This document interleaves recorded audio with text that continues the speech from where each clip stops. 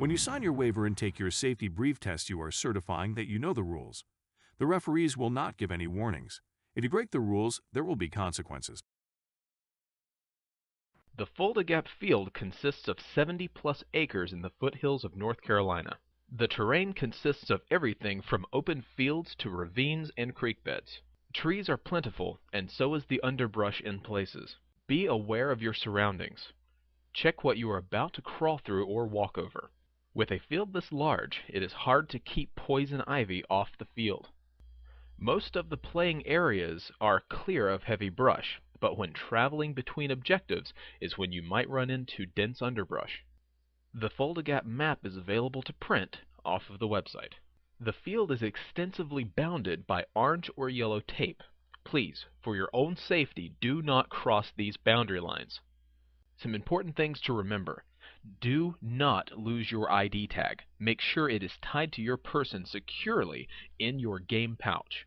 Staff, play the field as is. No modifications or vandalizing the field, props, or personal equipment. Wiping paint, any form of cheating, or unsportsmanlike conduct, overshooting, fighting, foul language, etc., will not be tolerated. If you are found cheating, you will be expelled from the game and not allowed to return. You will notice that we have two types of referees at this game. The traditional referee in orange or yellow, and the purple shirts who are zonal heads. One thing to remember is, do not argue with the referees. The referees are here for your safety and for the enjoyment of the game. Do not argue with the referees. No physical contact is allowed between players, with the exception of a barrel tag or handshake. Fighting or any aggressive physical contact will result in law enforcement being called. You want to fight during a game? Choose hockey. You will be expected to chronograph and have your ID card punched by a ref before the game Saturday, before the night game Saturday, and before the game Sunday. No climbing of trees, vehicles, or any structure 4 feet or higher. Castles, forts, or towers must be clearly marked in the field of play and meet our safety guidelines. No jumping from towers or any structure, as well as across trenches. Injuries need to be reported to a referee as soon as possible. We have professional emergency medical techs that will respond if necessary. Use only cold smoke that has been approved by the game staff. You are responsible for the smoke you throw. If it starts a grass fire, call yourself neutral and put it out immediately. Discharging of markers in the parking or store area will not be tolerated and will result in your expulsion from the field. Do not shoot any field animals, wildlife, referees, or support vehicles. We are not responsible for what happens to you if you shoot an animal. You cannot fire your marker at any time except at the chrono station or on the field, period. You cannot fire your marker at your campsite, in the woods next to your campsite, or in your vehicle. Doing so is not only a safety hazard, but a blatant show of disrespect for others' safety. If you are found firing your marker in the camping area or anywhere but an approved area, you may be asked to leave the event.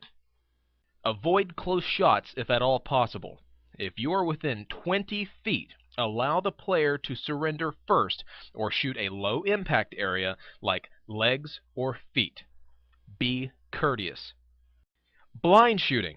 Shooting without visually seeing where your balls are impacting or without looking down your sights is not allowed. An example of this is holding your marker around a corner and firing. Violators will be counted as eliminated.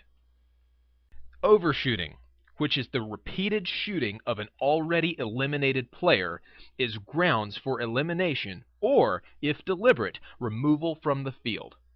Allow all suspected hit players to call themselves out. Be sure to loudly call yourself as hit if you are to prevent overshooting. No laser sights or pyrotechnics are allowed. Players must use their authorized entry point to access the game.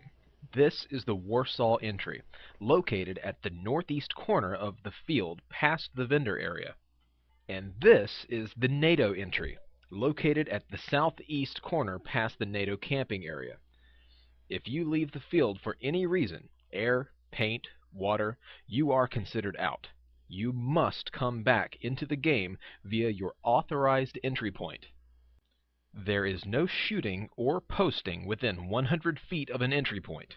If a ref catches you, you will be considered eliminated and you will get your card punched for a point loss. If you are eliminated, call hit. Immediately install your BBD, raise your gun in the air, and return to one of your assigned dead zones. You may immediately re-enter the game after you tag in. If under fire, face away from where your enemies are firing from and exit play by the fastest, safest route. Putting both hands and marker in the air is a good idea as well, because it leaves no doubt as to your condition. Get out of the way fast if you are in an area that is under heavy fire. Do not talk, act as a shield, trade equipment, give equipment or ammunition to your teammates, or participate in radio chatter.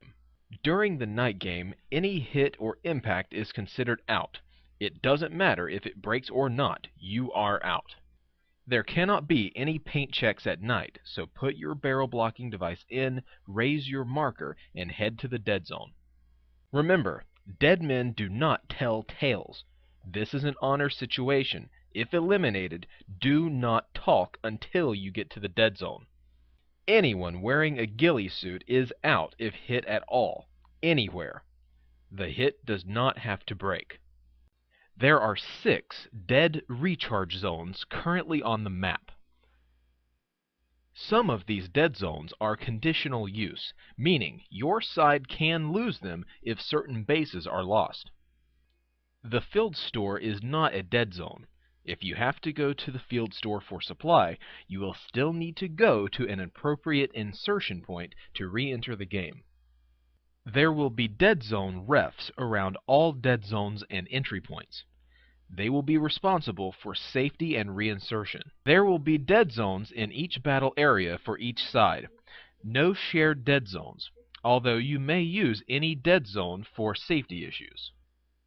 If you find yourself in an enemy dead zone, make your way to one of your own dead zones before re-entering the game. Dead zone camping. There is no shooting or posting within 100 feet of a dead zone or entry point. They will be marked with white tape around trees surrounding the dead zone. Dead zones are there for the convenience and safety of the players and hold no strategic value. If a ref catches you within 100 feet of an enemy dead zone, you will be considered eliminated and will have your card punched for a point deduction. When you are tagged out, call hit. Put your barrel sleeve on and proceed to the nearest dead zone. It is important you know where they are located so you can get to them quickly and get back in the game.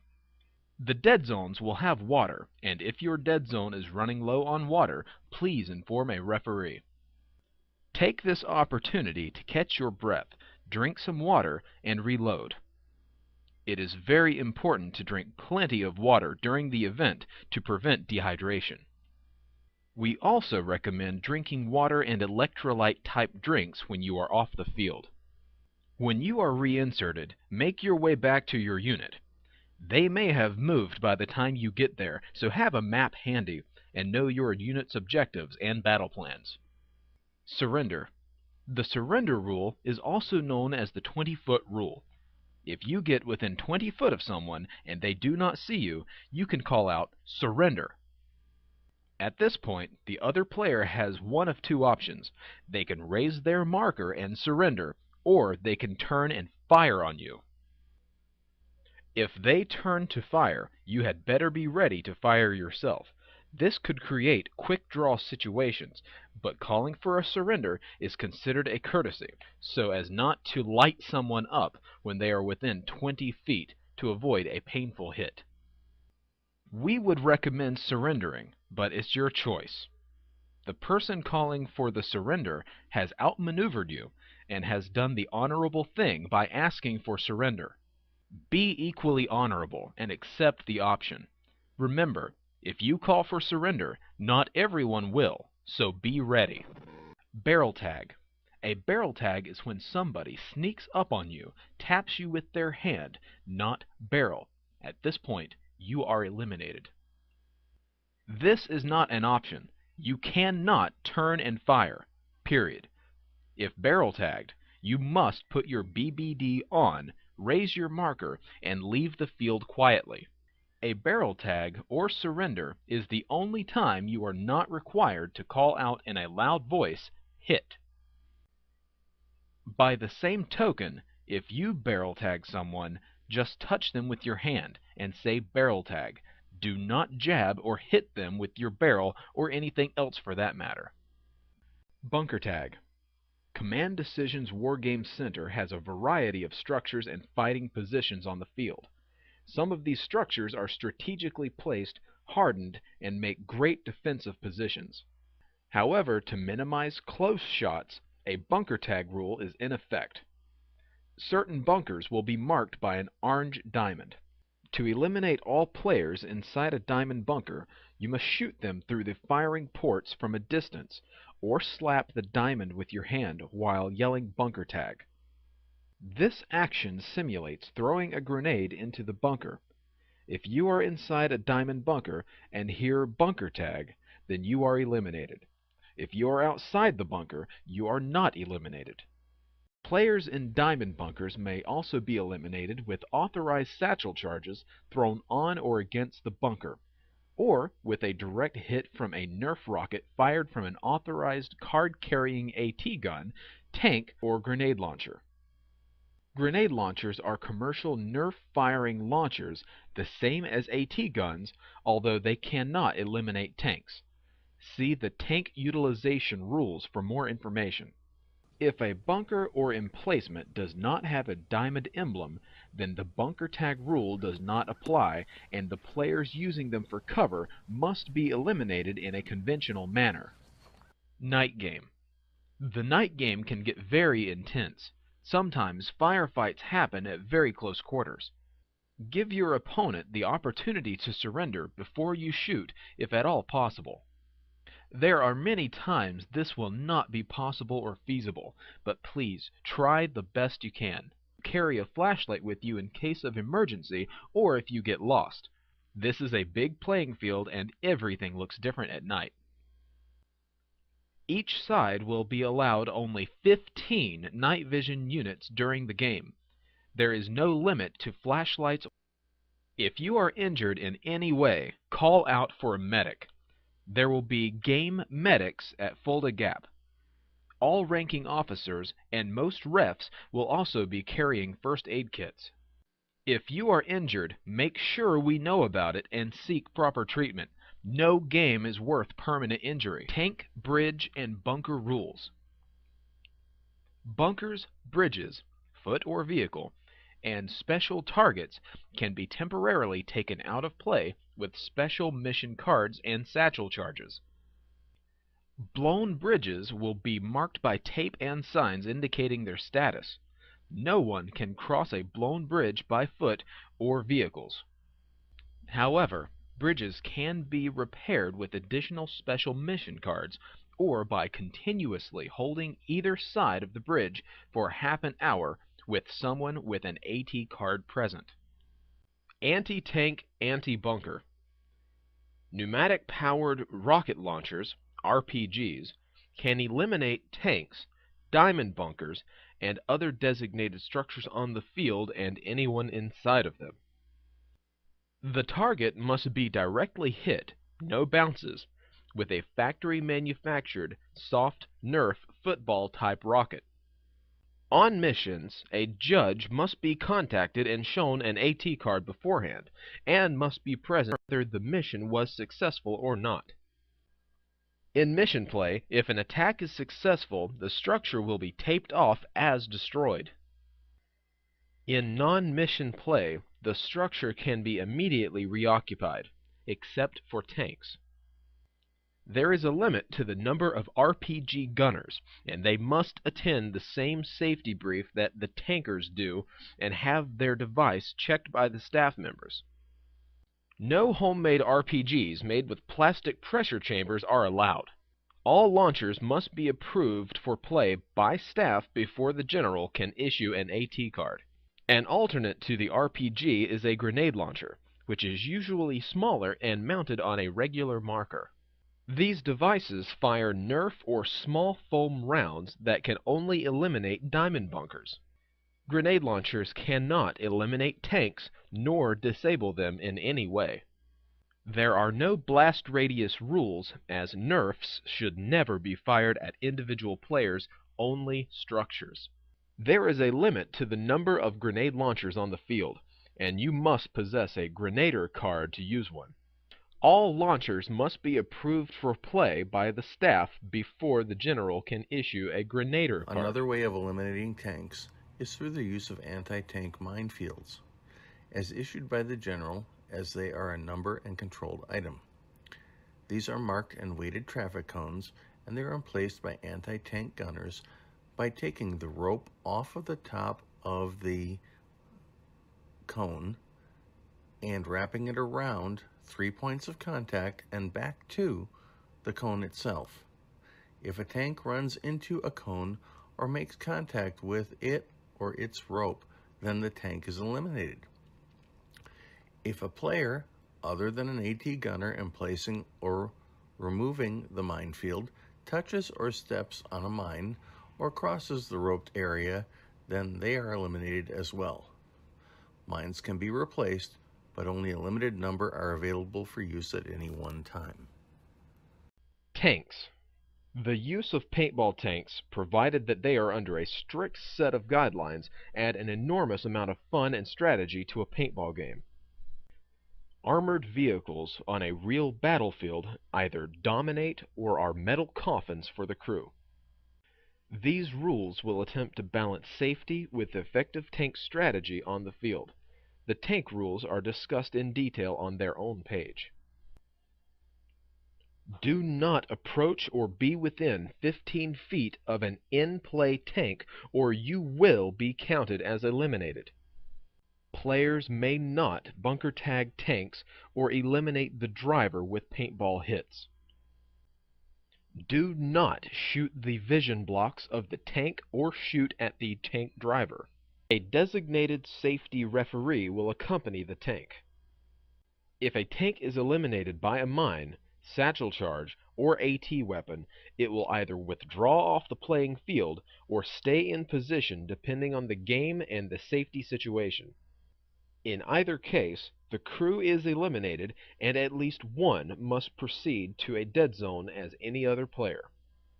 Reactivations of eliminated tanks involve an uninterrupted 15-minute repair by a single tank crew member after returning from the dead zone, or 15 minutes off-field in the tank park. A tank that is reactivating on the field must do so behind their own lines, and the reactivation must be announced by the safety walker 1 minute prior and every 15 seconds thereafter until activation. Tanks cannot activate behind enemy lines unless they are entering the field through their designated tank entry point. Do not climb on, use for cover, or enter a tank under any circumstances, even eliminated ones. Generally speaking, unless you possess anti-armor markers, your best tactic is to avoid tanks. All tank commanders must attend the meeting in the Safety Orientation Shack Friday at 1800 hours. Tankers and anti-tankers, you will have a meeting at 0900 Saturday morning.